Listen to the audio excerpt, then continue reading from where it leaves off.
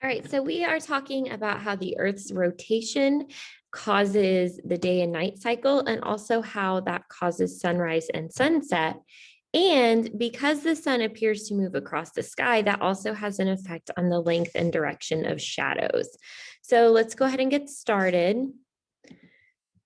Your target says, I can demonstrate that Earth rotates on its axis once approximately every 24 hours, causing the apparent movement of the sun across the sky from east to west and daily changes in the length and direction of shadows.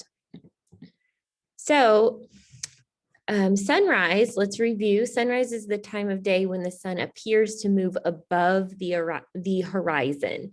So it's in the morning when it is turning from night to day.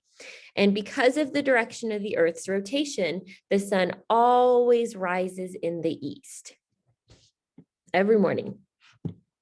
And then sunset is the time of day when the sun appears to move below the horizon. This is when the day is turning into night. So this is in the evening when it's getting dark. Because of the direction of the Earth's rotation, the sun always sets in the west. Sorry, went the wrong way. Couple of important things to remember. This is kind of a review. The Earth rotates on its axis, and it takes 24 hours for the Earth to complete one full rotation. This is what causes day and night, like we've been talking about. When our part of the Earth is facing the sun, it's daytime. When our part of the Earth is facing away from the sun, it's nighttime. And this is also what causes sunrise and sunset. Every morning, the sun rises in the east. Every evening, the sun sets in the west. And throughout the day, the sun appears to move across the sky from east to west. But it's important to remember the sun isn't actually moving. But because we are rotating, it makes the sun appear or to look like it is moving. And because the sun is in different parts of the sky during different parts of the day, shadows move and change throughout the course of a day. So shadows change throughout the day, and this isn't random. It's a pattern, and it's predictable, and it happens the same way every day. In the morning, when the sun is first rising, starting to come up, the sun is very low in the eastern part of the sky, and that's called sunrise, like we just said. The exact time of this will depend on the season. Sometimes of year, sunrise happens much earlier, other times it happens much later. And when the sun is lower, shadows will appear longer, and they will be pointing in the opposite direction of the sun. So that's important to note, because in order for something to create a shadow, you have to have something blocking the light. You need a light source, and you need an object to block the light. So if the sun is over here and say I have a tree, my shadow is going to be in this direction because my light source is over here. It's going to be in the opposite direction from where the sun is. Here's an example. You can see through the trees, the sun is first starting to come up. It's just over the horizon. And the shadows of these trees are in the opposite direction. They're pointing away from the sun. And look how long they are. The trees are casting very long shadows because the sun is very low in the sky. All right. And we're going to do an experiment in just a minute to watch this. And then around midday, which is what we call noon or 12 p.m. And again, the exact time varies on the season. It's not always going to be exactly at noon. The sun is higher in the sky. It is almost directly overhead.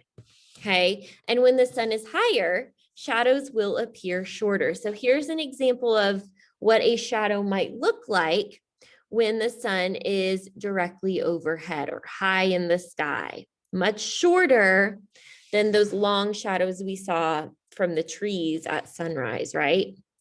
And then we have in the evening, the sun is lower in the western part of the sky right before it sets. This is called sunset. And again, the exact time varies on the season. In the winter, the sun sets very early, like 6:30 p.m. In the summer, though, it can be almost around 9 p.m., I believe.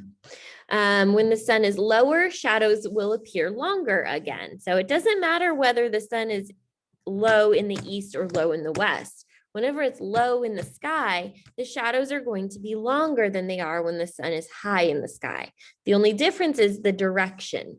If our sun is setting in the west, our shadows are going to be very long, again, pointing in the opposite direction of the sun. Like in this example, his body is blocking the light from the sun, and that's what's creating the long shadow. Since the sun is lower, the shadow is going to be longer.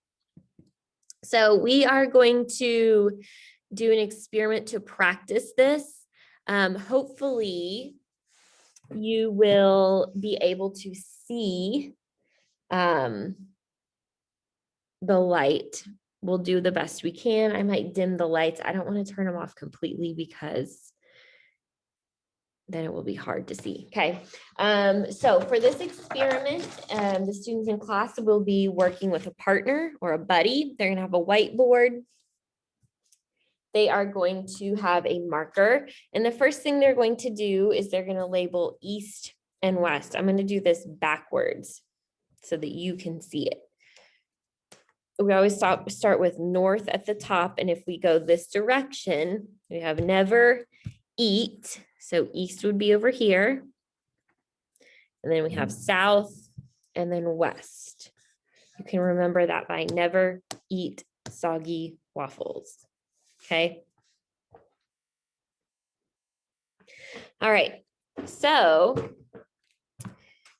we've labeled east and west. The next thing they're going to get is what we call a shadow maker.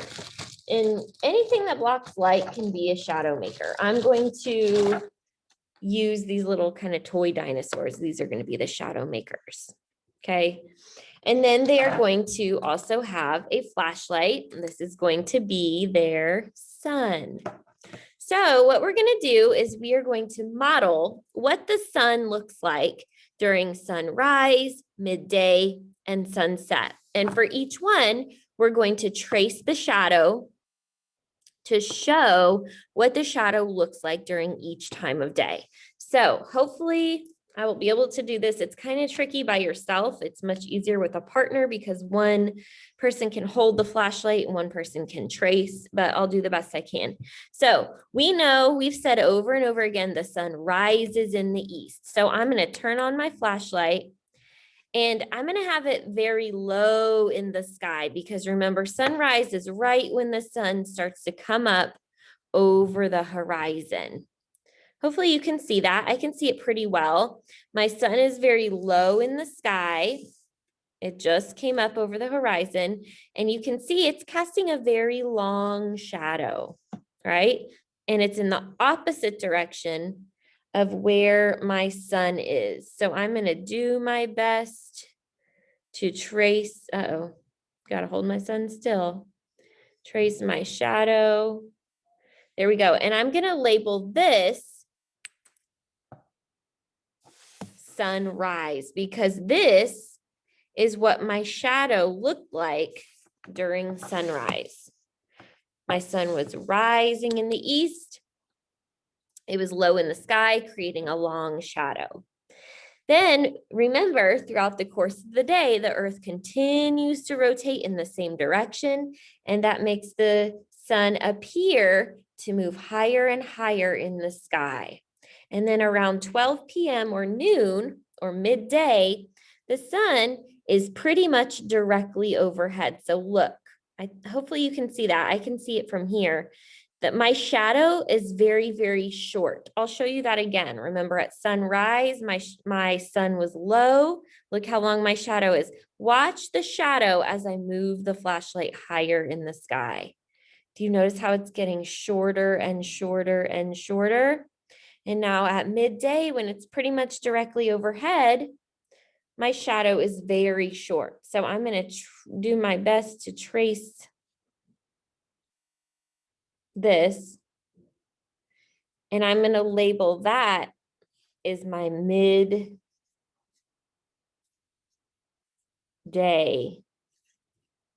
shadow. That's what my shadow looked like at noon. Okay.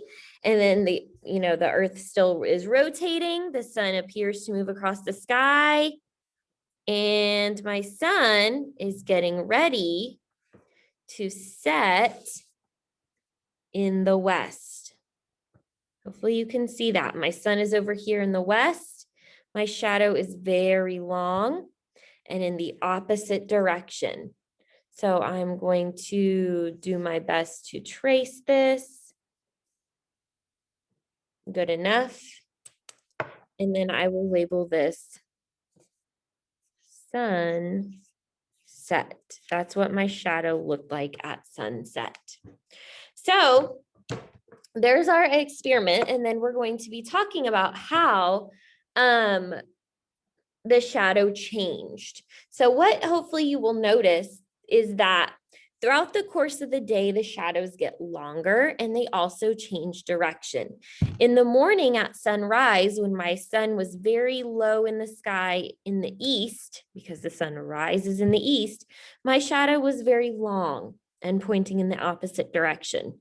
Between sunrise and noon or midday, my shadow, as my sun got higher in the sky, my shadow got shorter and shorter and shorter. And then from noon to sunset, as my sun continued to get lower in the sky, then my shadow got longer and longer and longer until the sun goes below the horizon. And that's when we start nighttime. And during nighttime, the sun will not be casting shadows because during our nighttime, the sun is not pointed towards our part of the earth. Okay. Another thing I want you to notice that the times of day when the shadows are the longest are sunrise and sunset. When the sun is very low, the lower the sun is in the sky, the longer the shadow is going to be.